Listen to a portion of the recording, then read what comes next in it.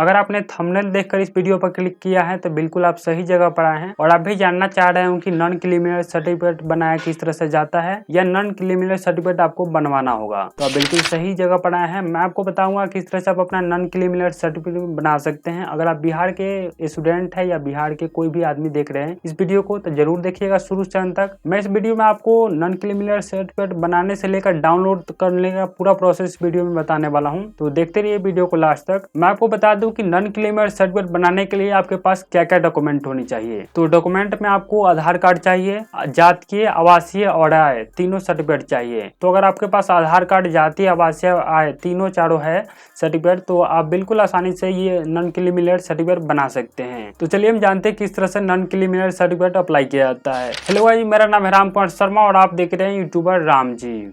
तो non criminal certificate बनाने के लिए सबसे पहले तो आपको इस वेबसाइट पर आना होगा। इस वेबसाइट का लिंक मैंने आपको वीडियो के डिस्क्रिप्शन में दे दिया है, वहाँ पर आप क्लिक कीजिएगा तो डायरेक्ट आप इस पेज पर चले आइएगा।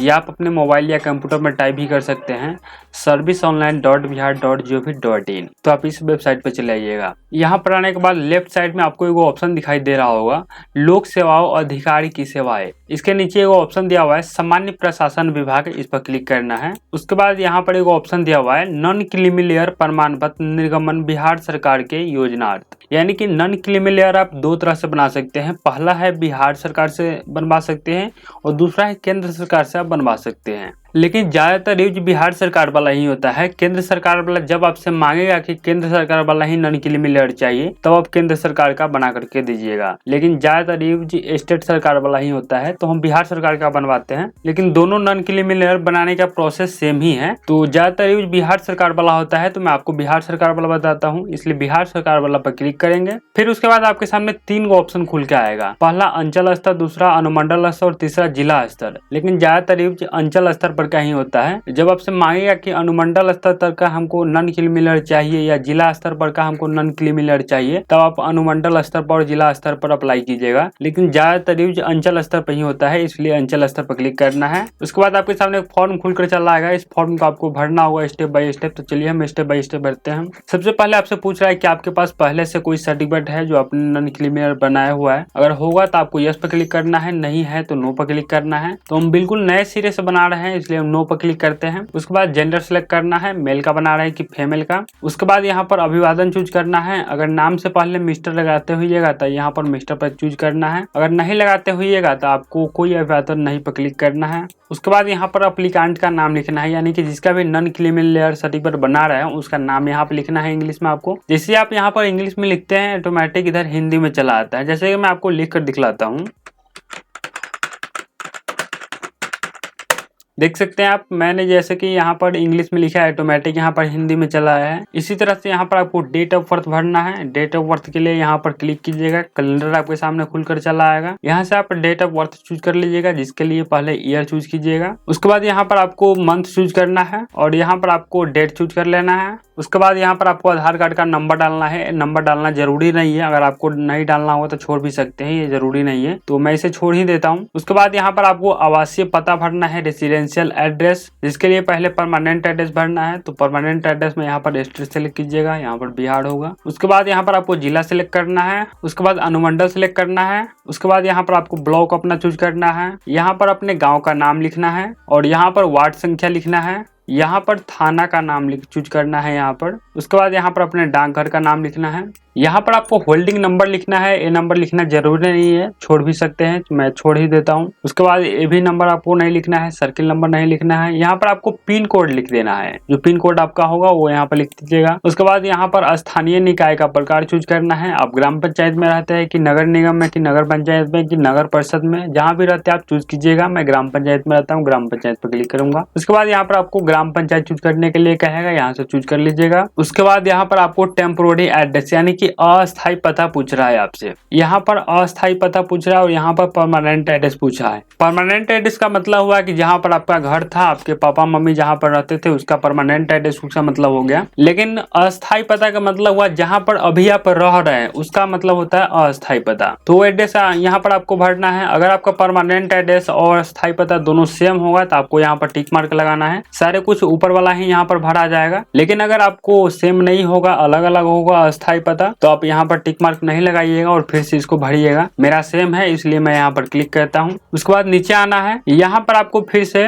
वर्ग चूज करना है, यानी कि कैटेगरी, किस कैटेगरी के अंतर्गत आप आते हैं तो यहाँ से चूज कीजिएगा। उसके बाद यहाँ पर आपको कास्ट चूज करना है तो अपना कास्ट चूज कर लीजिएगा, यानी कि जाति। उसके बाद यहाँ पर उपजाति चूज करना है। उसके बाद यहाँ पर आपको पेशा चूज करना है, ऑप्शन, यानी कि आप क्या करते हैं, छात्र है, सरकारी सेवा में है, या किसान है, या जो भी है, जो भी होगा आप यहाँ से चूज कीजिएगा। उसके बाद अपने फादर का नाम यहाँ पर लिखना है, यानी पिताजी का नाम लिखना है तो यहाँ पर लिखिएगा। ऑटोमेटिक इधर हिंदी में चला आ जाएगा। अगर किसी लड़की का बना रहे होंगे, उसका शादी हो गया होगा तो उसका हस्बैंड का नाम यहाँ पर लिखिएगा। अगर नई शादी हुआ होगा तो हस्बैंड का नाम नहीं लिखना है। यहाँ पर मदर का नाम लिखिएगा, ऑटोमेटिक इधर हिंदी में चला आ जाएगा। यहाँ पर मोबाइल नंबर लिखना है, यहाँ पर ईमेल आईडी लिखना है। यहाँ पर आपको मोबाइल नंबर भरना जरूरी है, लेकिन ईमेल आईडी नहीं भी भरिएगा तब भी चलेगा।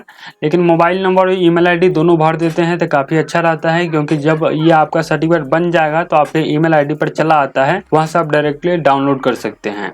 तो आप दोनों भर दीजिएगा। उसके बाद यहाँ पर अभिभावक पिता पति की स्थिति भरना है। अगर आपके पिताजी या किसी लड़की की शादी होगी रहती है तो उसके पति यहाँ पर जो भी स्थिति उसका रहता है यहाँ पर भरना होगा। जैसे कि संवैधानिक पद पूछ रहा है, यानी उनका अगर सरकारी कोई नौकरी लगा होगा तो यहाँ पर उसका डिटेल्स भर सकते हैं, उसका पद नाम भर सकते हैं। अगर नहीं लगा होगा तो ये सब छोड़ सकते हैं, ये सारे कुछ आपको छोड़ देना है। डायरेक्ट आपको नीचे आना है।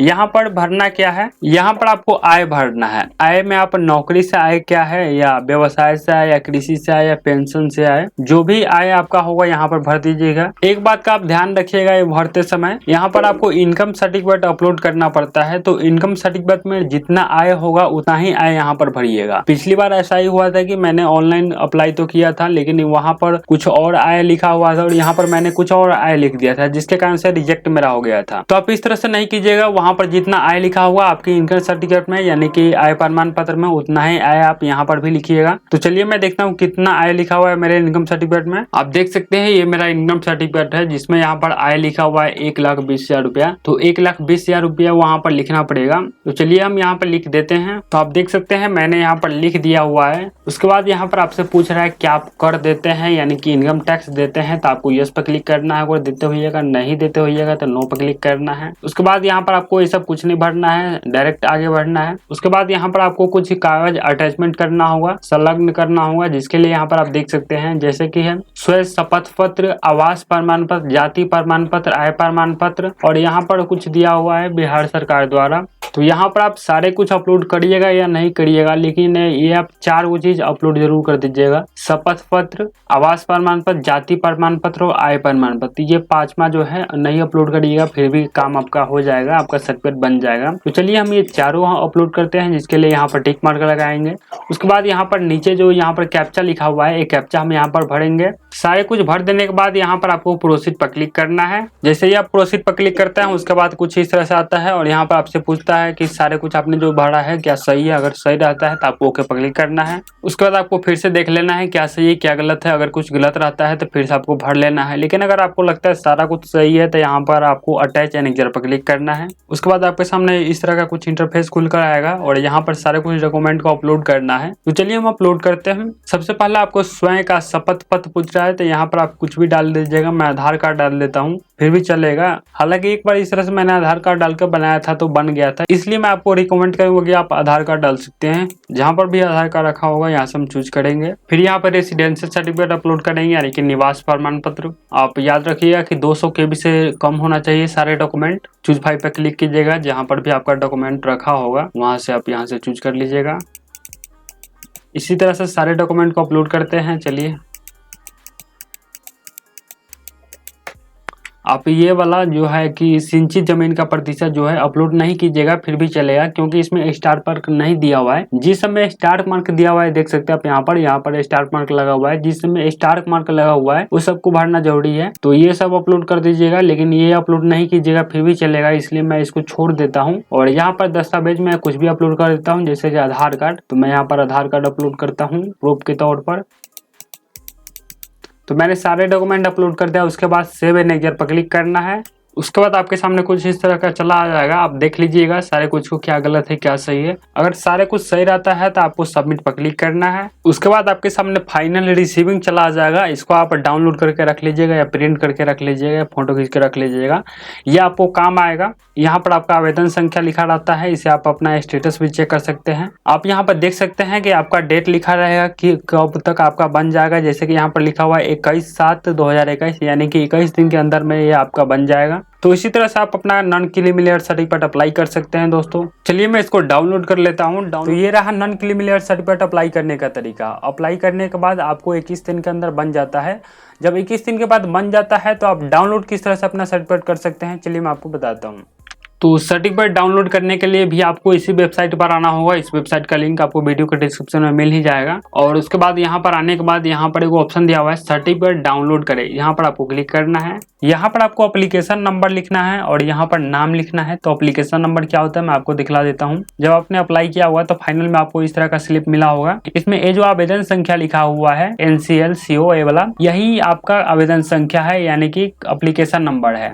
तो इसी नंबर को आपको लिखना है। तो यहाँ से आप कॉपी कर लीजिएगा और यहाँ पर लिख दीजिएगा। और यहाँ पर आपको नाम लिखना है। तो जैसा नाम इसमें लिखा हुआ है इंग्लिश में ऑटोमेटिक इसी तरह का नाम आपको लिखना है। दोनों चीज भरने के बाद डाउनलोड सर्टिफिकेट पर क्लिक करना है। मैं आपको डाउनलोड करने का तरीका मैं आपको बता दिया हूँ। यहाँ पर मैं आपको अभी डालकर बताऊंगा तो ये डाउनलोड नहीं हुआ, क्योंकि अभी मैंने अप्लाई किया है और 21 दिन के बाद ही यह सर्टिफिकेट बनेगा। मैं आपको दिखलाने की कोशिश करूंगा। आप यहाँ पर देख सकते हैं लिखा हुआ है 21/7/2023, यानी कि 21 कार्य दिवस लिखा हुआ है। 21 दिन के बाद ये सर्टिफिकेट मेरा बनेगा। तो 21 दिन तक मैं वेट करता हूँ और मैं आपको बता दिया हूँ तरीका, ताकि आपको 21 दिन के बाद डाउनलोड करने का तरीका आपको पता होगा, तभी तो आप डाउनलोड कर सकते हैं सर्टिफिकेट को। तो इसी तरह से आप बन जाने के बाद डाउनलोड कर सकते हैं अपने सर्टिफिकेट को। तो अगर आपने इस वीडियो को यहाँ तक देख लिया है तो आपको पता चल गया होगा कि किस तरह से नॉन क्रीमी सर्टिफिकेट अप्लाई किया जाता है और किस तरह से डाउनलोड किया जाता है। तो यही तरीका है आपको नॉन क्रीमी सर्टिफिकेट बनाने का। आपको कहीं भी फिजिकल डॉक्यूमेंट जमा नहीं करना पड़ता है, बिल्कुल इसी तरह से ऑनलाइन बना सकते हैं नॉन क्रीमी सर्टिफिकेट। अगर आपके मन में किसी प्रकार का कंफ्यूजन होगा, क्वेश्चन होगा, तो आप नीचे कमेंट करके हमसे पूछ सकते हैं। तो अगर आपने अभी तक हमारे चैनल को सब्सक्राइब नहीं किया होगा तो इसी तरह का टेक्नोलॉजी से रिलेटेड अपडेट पाने के लिए आप चैनल को सब्सक्राइब कर लीजिएगा। मैं मिलूंगा आपको नेक्स्ट वीडियो में।